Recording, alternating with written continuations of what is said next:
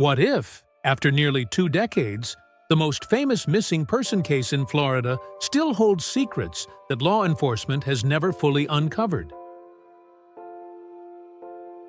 What if the person seen on camera that day, the one walking away from her car, could finally be unmasked by methods unavailable in 2006? In 2025, the Florida Department of Law Enforcement, FDLE, announced that the case of Jennifer Joyce Kesse is no longer considered cold, and that several persons of interest have been identified. This video revisits the facts, reconsiders neglected leads, and asks, could new technology, fresh perspective, or overlooked clues finally crack a case that has haunted investigators and a family for years? For 19 years, the name Jennifer Kesse has lived in a space between hope and silence. One of Florida's most confounding mysteries. A promising 24-year-old, a normal Tuesday morning, a car discovered a mile away, and a shadowy figure on surveillance who slipped past identification by pure chance. And then, year after year, no arrests, no charges, no answers. But in May of 2025, on what would have been Jennifer's 44th birthday, something changed.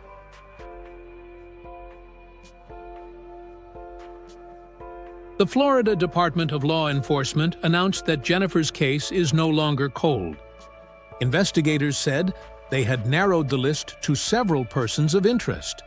They also revealed they would re-examine the most stubborn piece of evidence with tools that didn't exist in 2006, modern DNA methods and artificial intelligence capable of breathing new clarity into old images.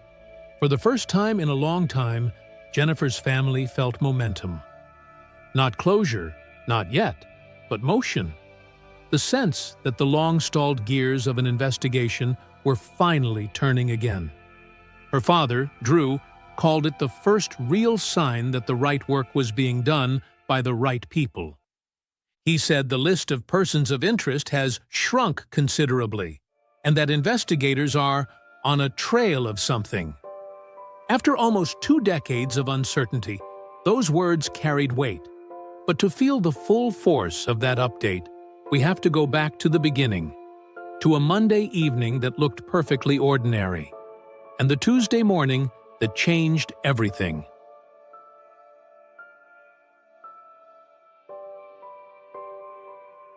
January 2006. Jennifer is 24 and thriving in Orlando.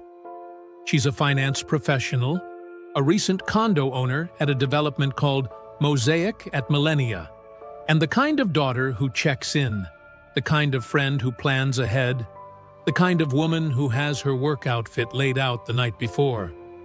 On Monday the 23rd, she leaves the office around 6, calls her dad on the drive home, and later talks to her boyfriend around 10 o'clock. It's routine, comforting, predictable. She showers. She sets out clothes. She sleeps. The next morning, Tuesday, January 24th, the routine breaks. She doesn't call or text her boyfriend as she usually does. She doesn't arrive at work. Calls go to voicemail. By late morning, the concern at her office turns into alarm. Her parents, 2 hours away in Tampa, get in the car and drive to Orlando with that sinking feeling every family knows when a phone keeps ringing and no one answers it. Inside Jennifer's locked condo, they find an unsettling still life of an interrupted morning. A damp towel on the rack, makeup on the counter, the outfit she planned to wear laid out neatly. No signs of forced entry, no overturned furniture, no obvious struggle. But Jennifer is gone. So is her black Chevrolet Malibu. It looks as if she got ready for work and then vanished in the space between her door and her driver's seat. That day, the search begins. Family and friends rush to print flyers. Volunteers and officers comb vacant lots and retention ponds. Helicopters scan from above. K-9 units nose along curb lines and hedges and scrub. Orlando's news stations run her photo. A bright smile, blonde hair, brown eyes, 5'8". The first 48 hours in a missing person case matter. Everyone who loves Jennifer knows that. And still, Tuesday ends without an answer. 2 days later, a resident at an apartment complex about a mile from Jennifer's condo notices an abandoned car in a guest space. It's her Malibu. The vehicle looks deliberately parked, windows up, doors locked, as if someone pulled in, put it in park, and left. For detectives, it feels like they've finally caught hold of a thread. Maybe the car will give up a name. Maybe the place will. Maybe cameras will. There are cameras. Investigators pull the footage. And what they see is the image that will define this case for years. An unknown person drives Jennifer's car into that space, sits briefly, gets out, and walks away. Calm, ordinary, unhurried. 3 frames catch the figure passing behind a wrought iron fence. In each frame, a fence post neatly slices the image right where the face should be. The camera's angle and the spacing of those bars turn chance into cover. Height estimates put the figure somewhere between 5'3" and 5'5". Gender is indeterminate. Clothing looks like white workwear, a painter's or maintenance outfit. But the face, the one detail that could change everything, is occulted by luck and metal, every single time. Someone will call this person the luckiest person of interest ever. The label sticks because it feels true. Forensics go over the Malibu inch by inch. There's no obvious sign of violence, no ransacked interior, no missing electronics that would point to robbery. A single latent print is recovered. A small DNA fiber. Not nothing, but in 2006, not enough. One detail stands out. A scent-tracking dog follows a trail from the parked Malibu back toward Jennifer's own complex. It's suggestive. If accurate, it implies whoever abandoned her car may have walked back that way. Maybe the person lived nearby.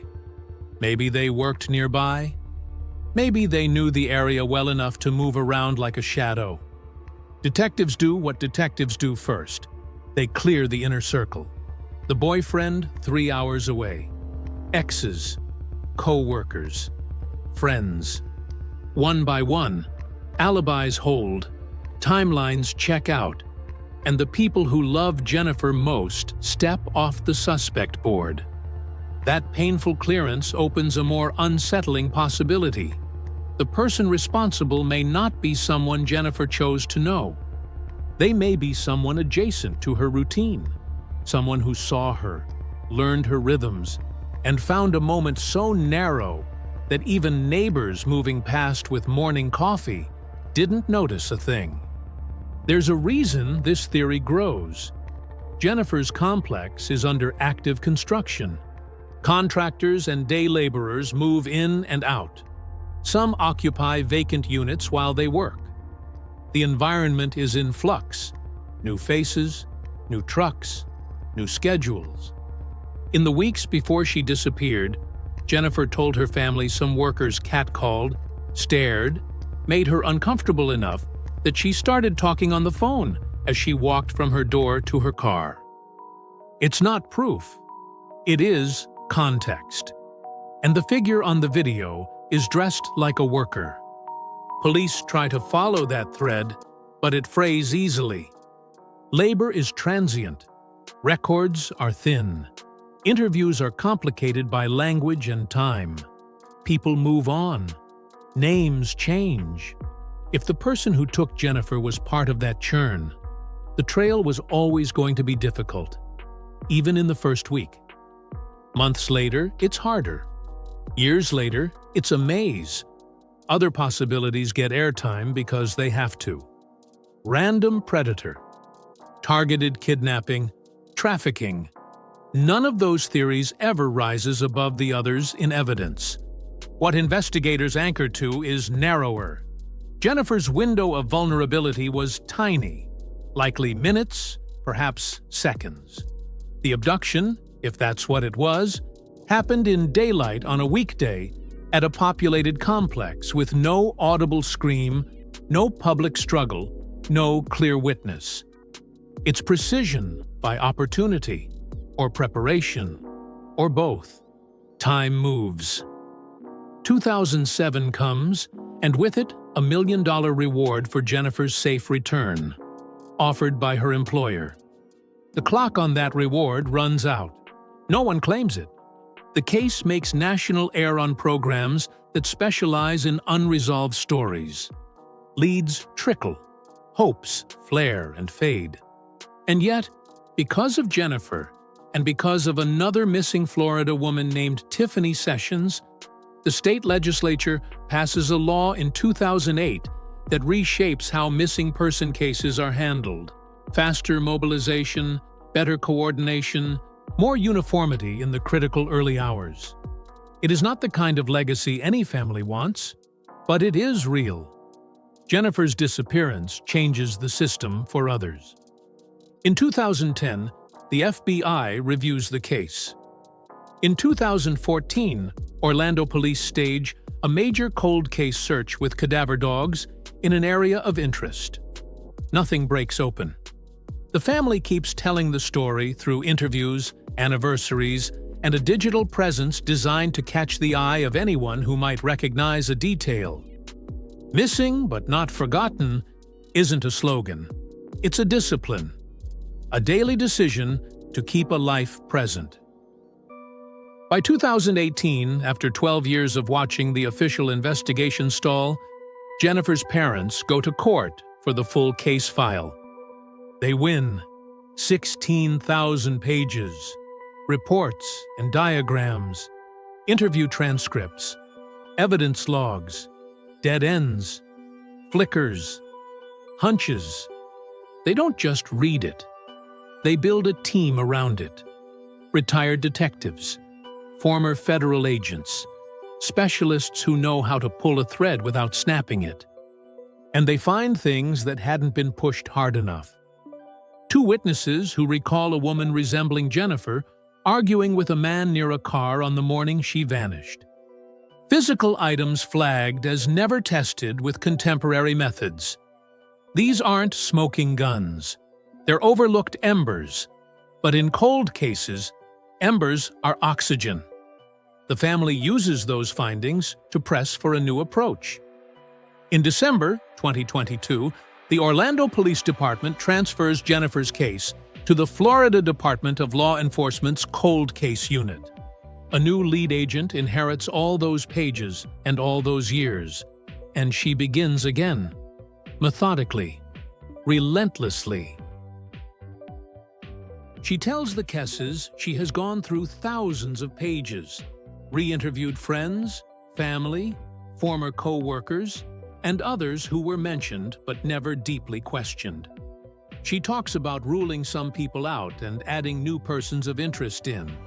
She talks about retesting evidence with today's tools and testing items that sat untouched in storage because, in 2006, there was nothing meaningful to do with them.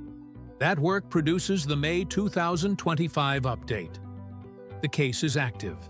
The list of persons of interest is shorter and more specific. Artificial intelligence will be used to re-examine the surveillance frames, looking for contours in shadow, patterns of gait, proportions that might connect to other images in other databases, or simply deliver a clearer read on clothing, footwear, posture. Forensic science will revisit that small fiber and that latent print with methods unthinkable 19 years ago. Familial DNA approaches, enhanced comparison software, expanded databases. Sometimes time erodes evidence. Sometimes it upgrades the microscope. For Jennifer's family, every announcement lands on a tender seam. Hope on one side, heartbreak on the other. They have lived almost 2 decades in a holding pattern only other families of the missing truly understand. Birthdays are observed with a chair left open, a cake cut, a toast raised. Photos are out, where you can't miss them. A father says publicly that he doesn't expect his daughter to come home alive, and in the next breath makes clear that his family will not stop until they bring her home one way or another. "We need to find Jennifer," he says. Period. It is both a promise and a boundary. It says, "This story matters until it ends. And until it ends, we keep going." What could end it? Maybe the AI-assisted pass on that fence-slivered video finally reveals a detail no one caught before. A bad shape on a shirt, a sole pattern on a shoe, a watch band, a stride asymmetry. Maybe a retested trace pulls a viable profile that links to a relative in a database and puts a name to a shadow. Maybe the pressure of renewed attention reaches the right ears. The coworker who heard a strange confession after a few drinks. The neighbor who remembers an odd schedule change that week. The contractor who saw a set of white painter's clothes disappear from a hook on a Tuesday at lunch. Or maybe it's something small and human. A memory dislodged by a documentary clip. A line someone hears and can't shake. The car was parked at noon. The figure sat for half a minute, then walked away. A viewer says, "I saw someone walking fast that day in white pants, cutting through a breezeway toward..." And suddenly, a map of that 1 mile develops a new arrow. That's why telling this story matters now, because cases like Jennifer's don't only break on microscopes. They break when enough people carry the facts for long enough that the one person who knows the missing piece realizes it's time to speak. They break when an investigator has the mandate and the tools to try the thing that didn't exist 19 years ago. They break when a family refuses to let the world move on without their daughter. So here are the facts to carry forward. In the last hours anyone is sure of, Jennifer called her dad and talked to her boyfriend. She got ready for work. She likely left her condo on time. Her car was found a mile away, parked like any other car around midday.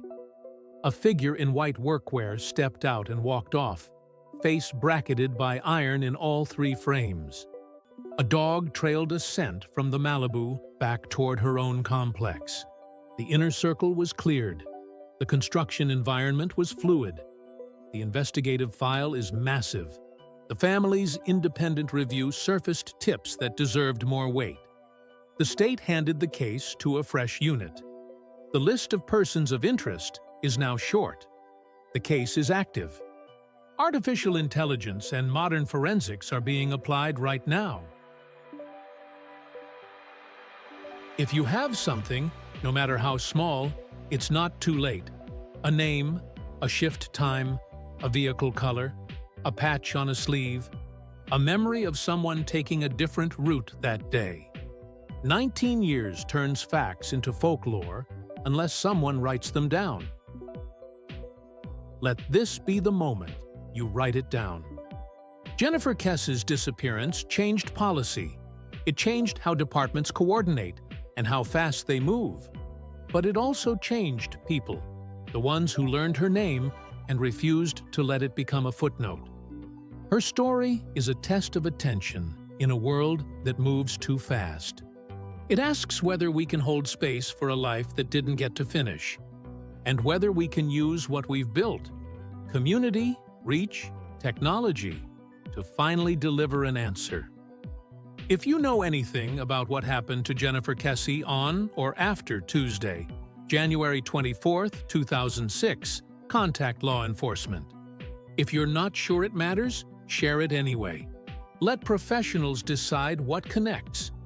Sometimes the difference between a mystery and a solved case is a single sentence said out loud.